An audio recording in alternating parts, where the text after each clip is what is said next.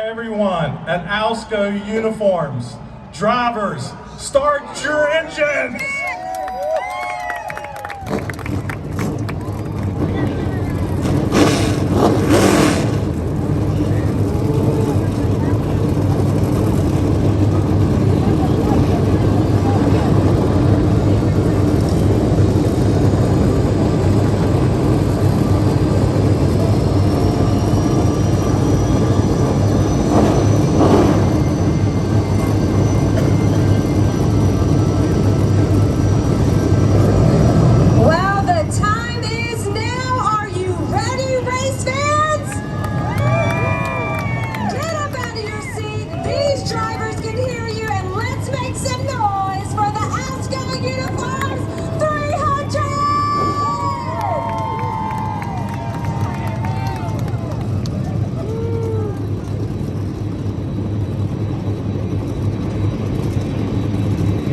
Engines have fired for the NASCARs.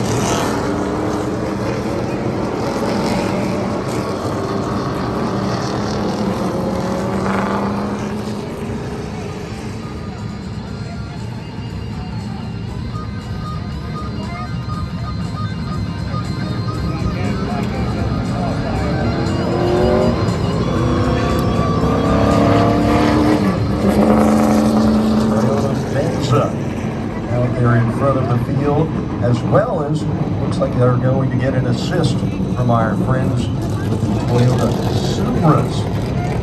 These Benzes, though, you got a group of family and friends who want to be able to get to the races, get to Sunday services, get back and forth from wherever, comfort and room. Toyota Benzes, line is here, big size, lots of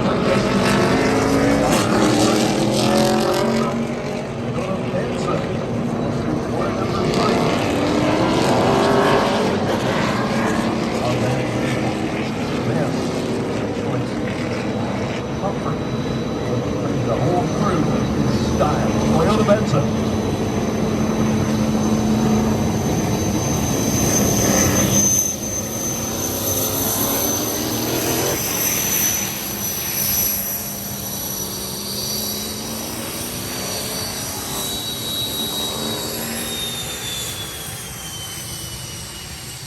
This year has participated for decades in helping us honor and remember on Memorial Day Weekend, and the tires are there on pit lane with that honor and remember as the logo, replacing the Goodyear Racing Eagle name that is typically on the sides of these race cars. Now these are softer, compound than would maybe be on a 50 or 60,000 mile Goodyear tire that would be out on the road. Rip into this racetrack, and they're perfectly flat. There are no grooves like we have on our street tires. Goodyear, honor to remember.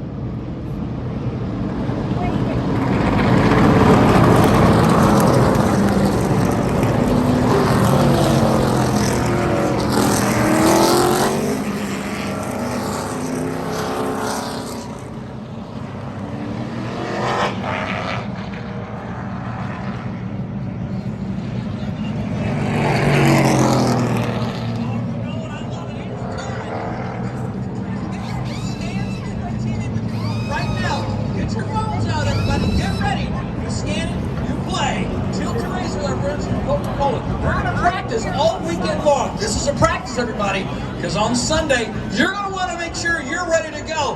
One race, one person on Sunday is going to win this Coca Cola Steel belted old school cooler. Oh my gosh, it's so nice.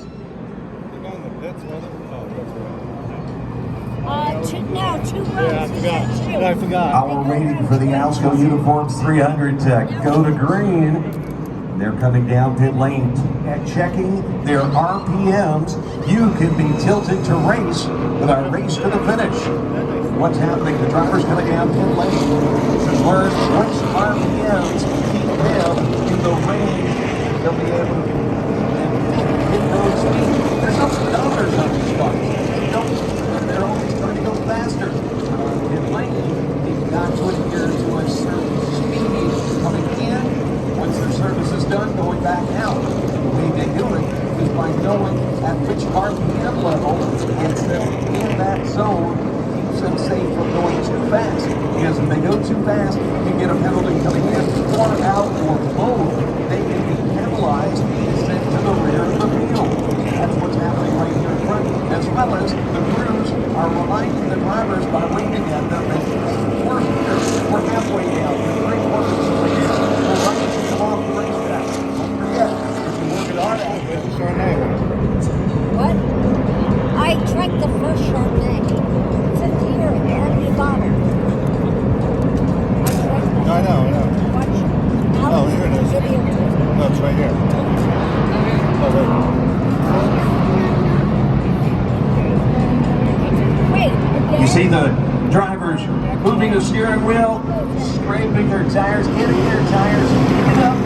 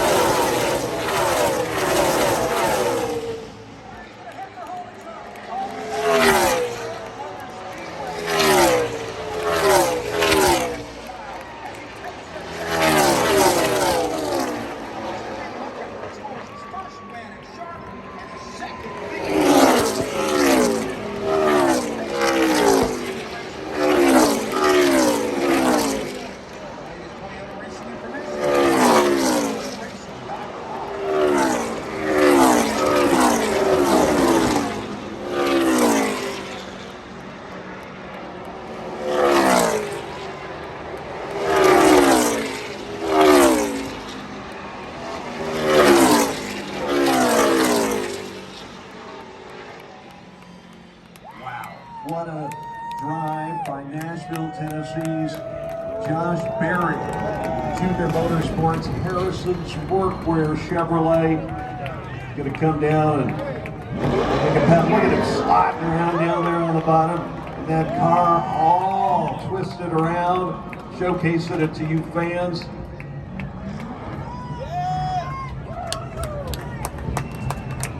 Berry going to wave at the fans and come to start-finish line. Greeted by the networks.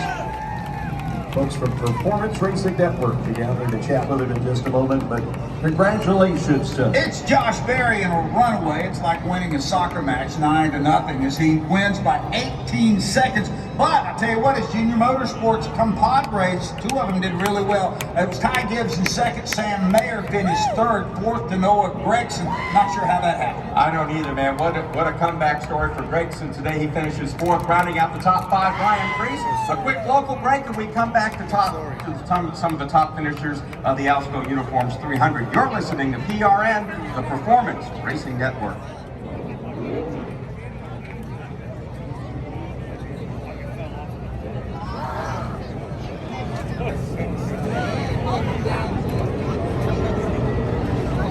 that car coming down.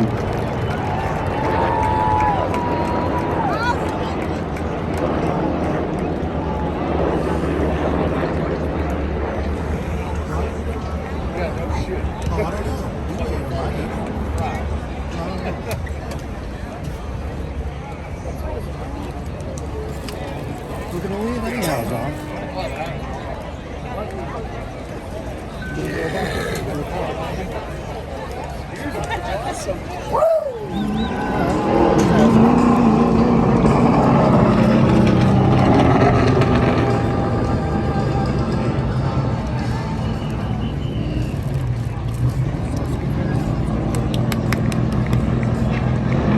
Barrier drive to victory lane. It was shaping up to be such an awesome race. What happened to the car?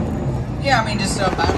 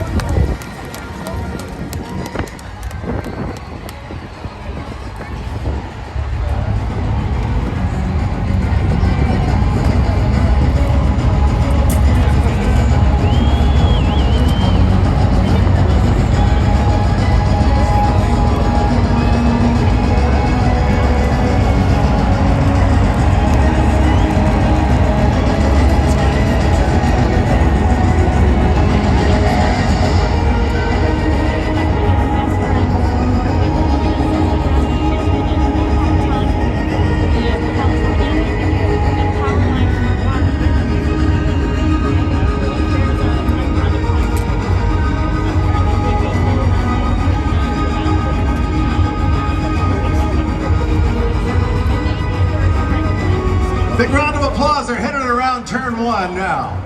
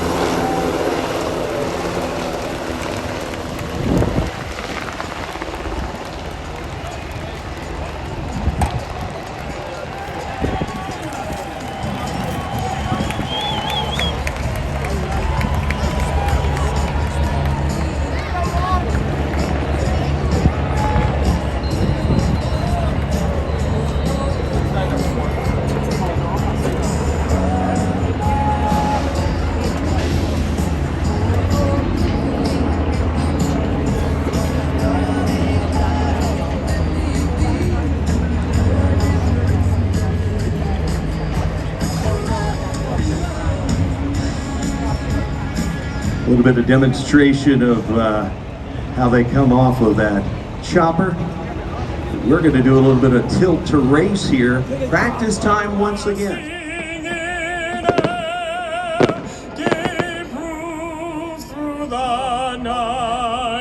That our flag was still there.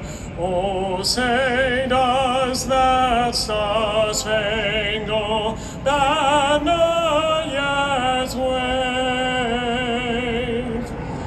o'er the land of the free and the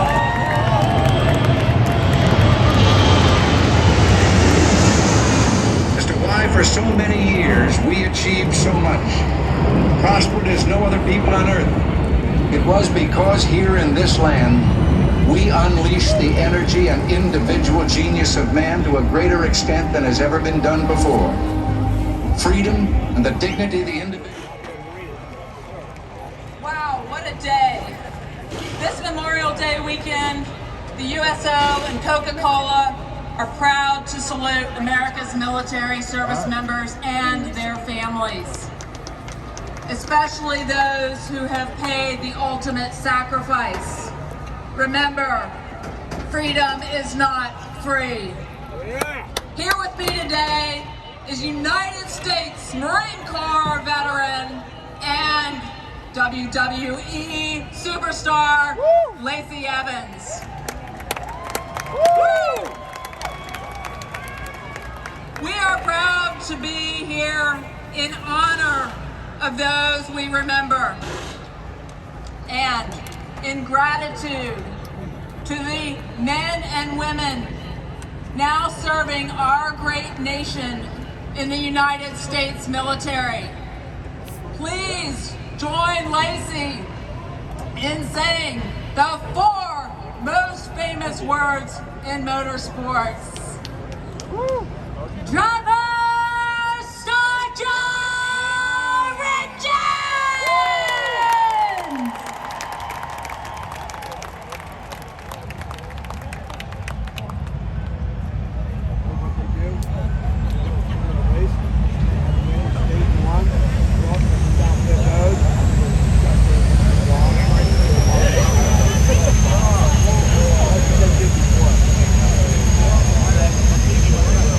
Remember,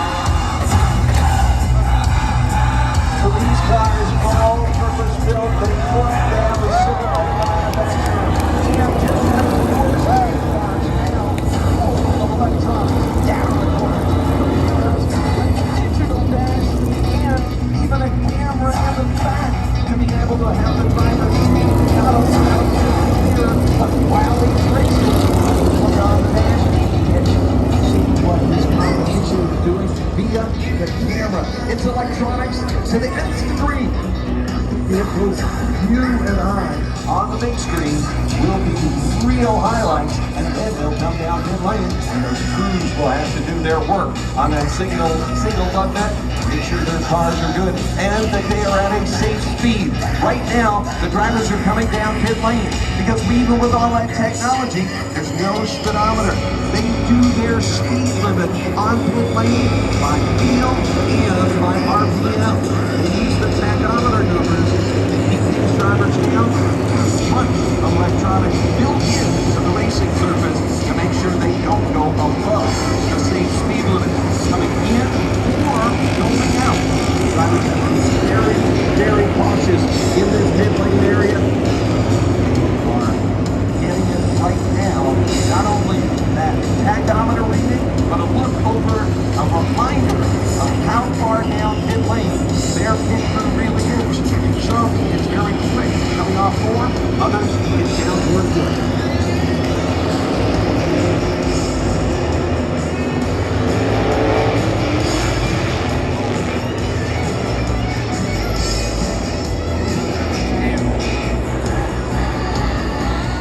Way out, and as soon as Hamlin feels the jack drop, he can drop the hammer and fly out of his racing spot, unlike most any up and down pit lane, because he's unimpeded.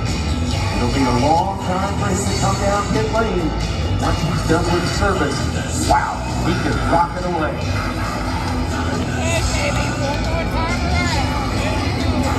One to go. One to go. The race will start. The lights are out on the baseball.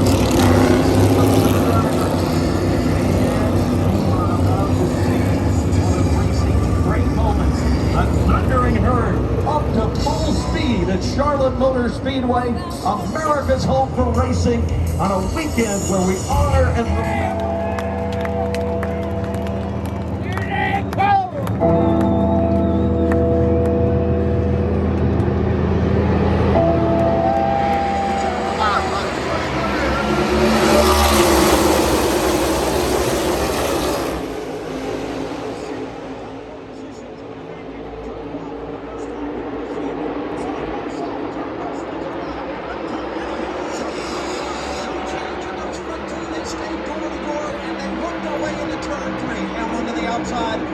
In the bottom, Kyle Busch stalking on the top side. That's the way they'll race all 4. It looks like a parade lap, 2 by 2, 20 rows deep. Here is Larson, or rather Denny Hamlin.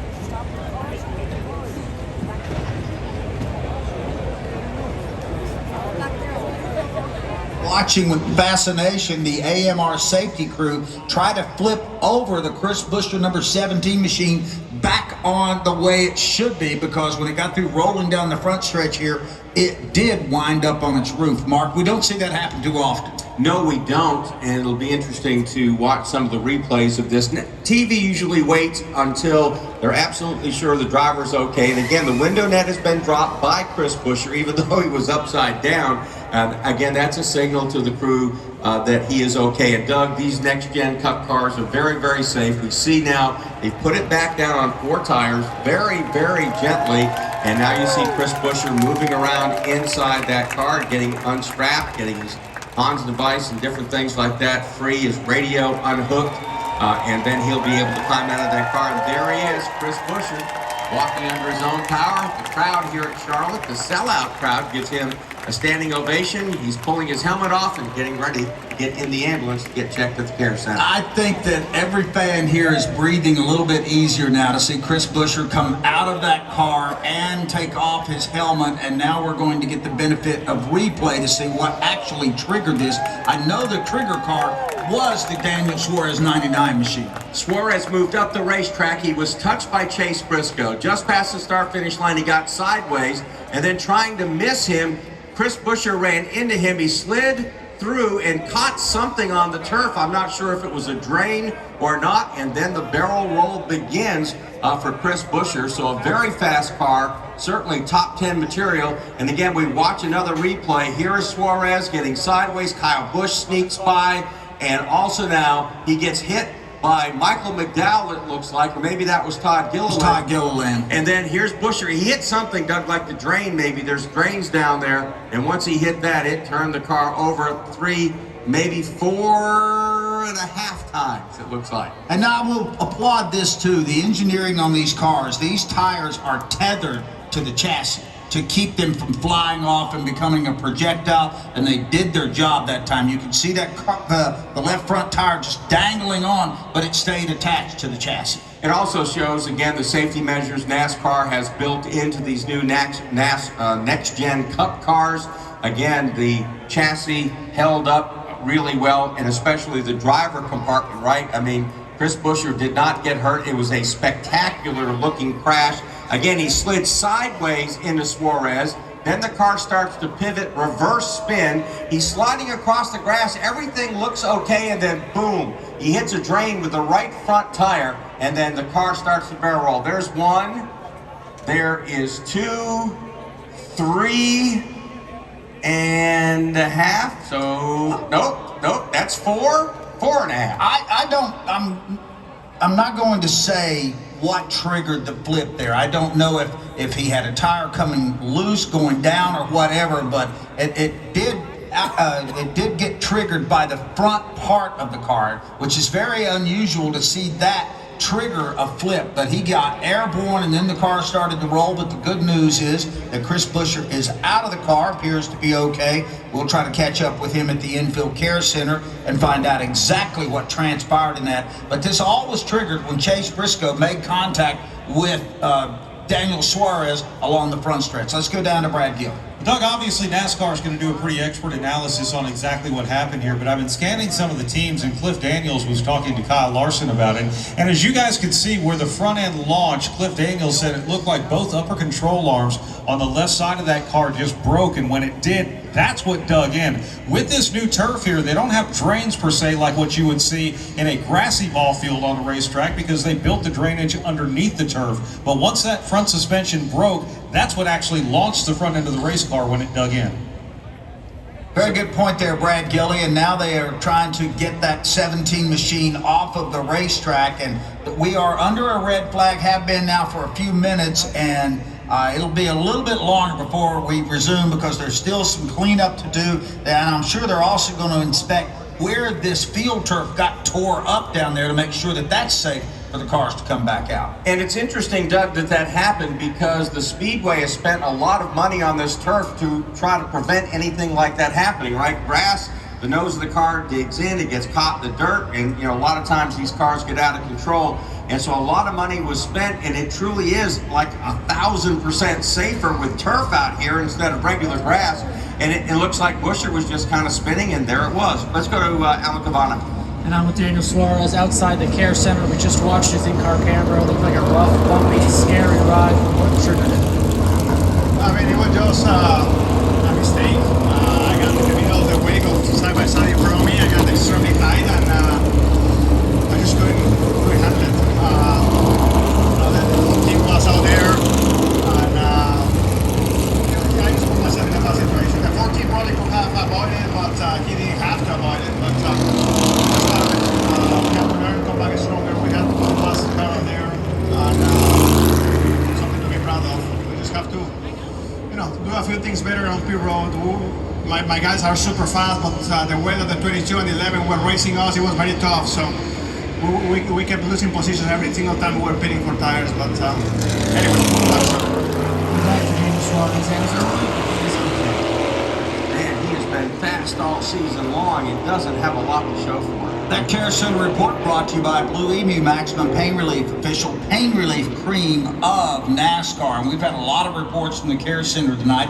Thankfully, all of the drivers who have visited the Care Center have walked out under their own power, and that looks like that'll be the case with Chris Buescher, who's got a heck of a story to tell after this Coca Cola 600. I wonder how that one felt. I think there's a lot of people out there that are wanting to know just what was that like, barrel rolling down the front stretch in Charlotte.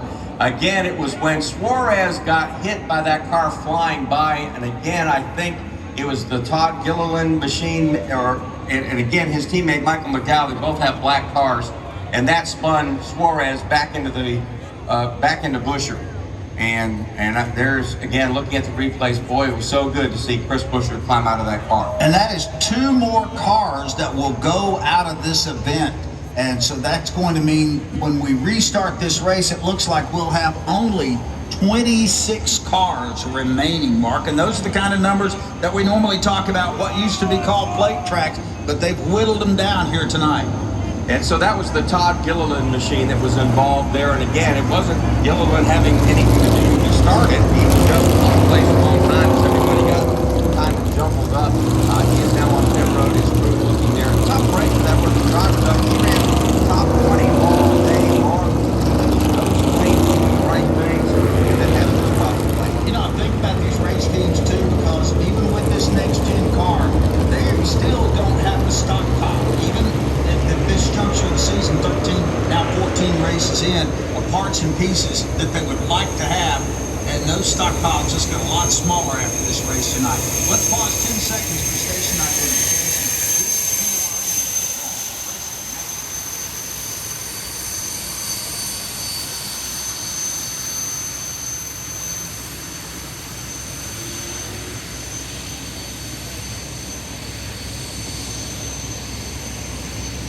We're back here at the Charlotte Motor Speedway. Chris Buescher walking away from a barrel roll here on the front straightaway that brought out the red flag here late in the Coca Cola 600. And Doug, he didn't look injured, but maybe a little dazed. I mean, if you hang upside down, you know, for 2, 3, 4 minutes, wherever how long it was, while they worked to safely get his car back on its tires, that'll get to you a little bit. It's got to disorient you just a bit here. They've got the cars back on track here. They're behind the safety vehicles, and they'll come back around and we'll start counting laps again. It'll be 51 laps to go when they come by here under the caution, and we'll see if there's any pit strategy moves being made here. It looks like we might have a half a dozen cars or so coming down the pit lane. Let's go to Brad Gill. Yeah, Kyle Larson, Chase Briscoe both staying out. Martin Truex Jr., Harrison Burton coming in.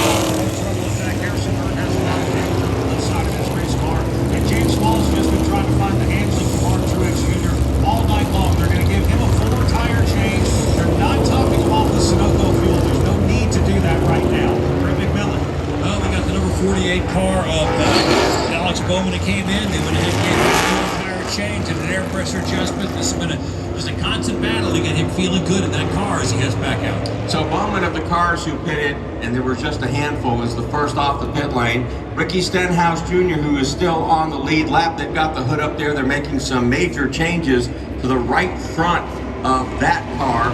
And again, back straightaway, so he is still at this point in no danger of going a lap down. And we have a greatly reduced field of cars here as they now have the number 17 machine of Chris Buescher on the rollback, and it's finally headed back toward the garage. And NASCAR has a few more folks out there checking to make sure that this racetrack is going to be race ready, and also to make sure that there's no debris left from those cars in the infield, because could possibly not be the last car tonight to have to make the trip down through there. Absolutely, they will try to make sure the track is 100% ready to go. Inside Logano, and we'll line up right there beside Ricky Stenhouse. Here goes the pace car. Everybody on your feet. Let's find out how this whole thing is going to go down. They're on their feet. They're waving everything they have. Hats, towels, t-shirts. The green flag is back out. Side by side, Kyle Larson.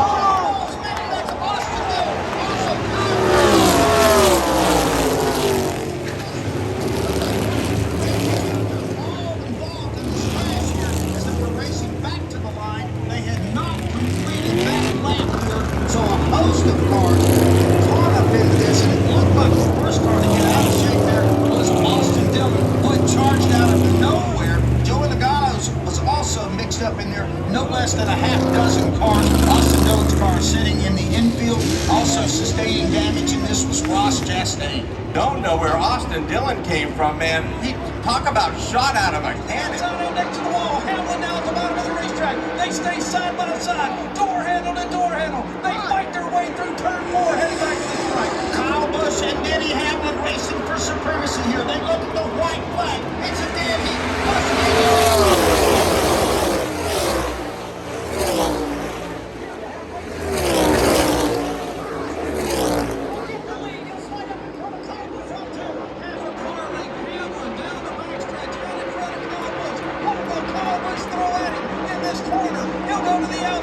Hamlin to the bottom of the racetrack. Here comes the 1104. Denny Hamlin moves up the racetrack to block Kyle Busch.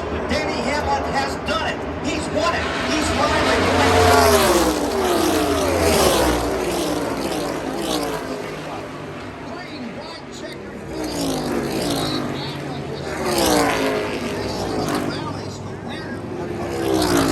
his first ever victory in NASCAR's longest race, and tonight it was longer than usual, 413 laps. And of course, that's also a win for the, appropriately enough, Coca Cola racing family. With zero sugar and refreshingly delicious, is Coca Cola Zero Sugar the best Coke ever? Try it today. Denny Hamlin, a victor here tonight after 5 hours plus of action at Charlotte Motor Speedway. and 3 runner-up finishes prior to tonight for Denny Hamlin. He finally gets the checkered flag here at Charlotte Motor Speedway. The FedEx Toyota, you gotta believe he's getting ready to burn it down. What a race for Denny Hamlin, coming out of basically nowhere here in overtime to grab the victory. We're talking about Ross Chastain. We're talking about, Kyle Larson. Then Austin Dillon almost makes a move that won it all, and Denny Hamlin one step better on that overtime to take the lead, and then held off Kyle Busch. And Doug, what a battle between those two teammates. And I think Denny Hamlin was told, don't burn it out right now. This is a pretty good race car. Let's keep it intact. And of course, that's our official winning moment of the night. Sunoco, the official fuel of NASCAR, fueling victories all season long. For Denny Hamlin, he already had a win this year. He won up at Richmond, and they outfoxed the field there. And tonight, he survived.